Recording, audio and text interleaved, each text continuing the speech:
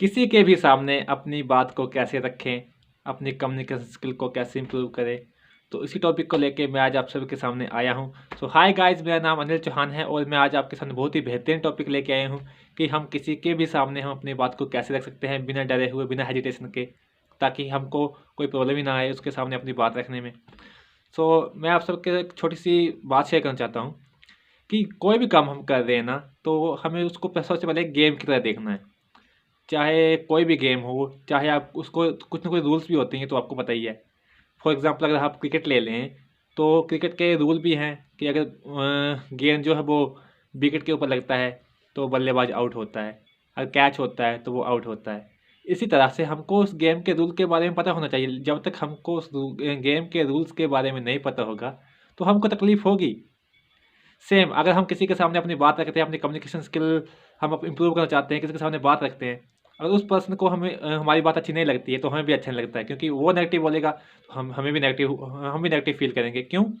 क्योंकि हमारी जो हैप्पीनेस है वो उस पर्सन के बोलने के ऊपर डिपेंड करती है। तो हमें ऐसा बिल्कुल नहीं होना है, हमने खुद के लिए बोलना है।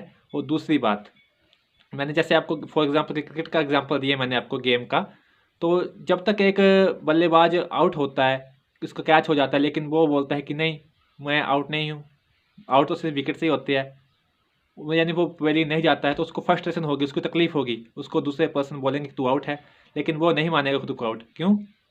क्योंकि उसको रूल ही नहीं पता है। इसका मतलब क्या हुआ? सिंपल, उसको रूल ही नहीं पता है। उसको रूल पता होगा तो क्या होगा? तकलीफ कम होगी। उसी तरह से जैसे ही अगर हमको इस यहाँ पर भी अगर हमको रूल पता होगा कि हम किसी के सामने बात रखते हैं तो वहाँ से हमको क्या रिस्पॉन्स आने वाला है, तो हमको तकलीफ होगी ही नहीं, बिल्कुल भी नहीं होगी। होगी भी तो बहुत कम। तो हमने जब भी किसी के सामने बात करनी तो हमने एक बात अपने माइंड में बिठा लेनी है कि सबको हमारी बात पसंद नहीं आने वाली है, क्योंकि इस दुनिया में बहुत सारे पर्सन हैं। आप देखिए, बड़े बड़े सेलिब्रिटी लोग भी हैं, वो भी सबको पसंद नहीं आते हैं।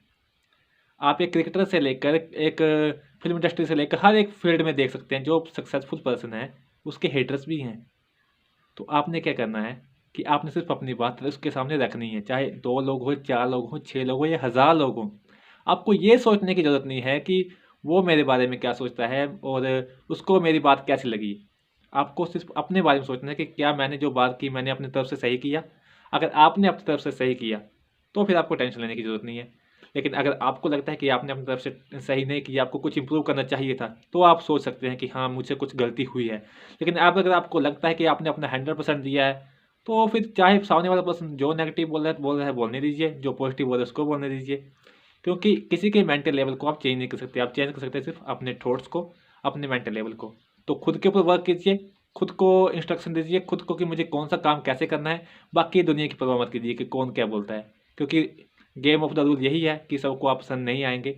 सो अगर आप, बेहतर होगा कि आप इस रूल्स को जान लें, और उसके बाद रूल्स को जानने के बाद क्या होगा कि आपको तकलीफ कम होगी और आप अच्छे तरीके से किसी भी पर्सन के साथ अपनी बात को रख सकते हैं और उसको हैंडल कर सकते हैं चुटकियों में। सो थैंक यू गाइस, मेरा इतना ही आपके सामने टॉपिक शेयर करना चाहूँगा।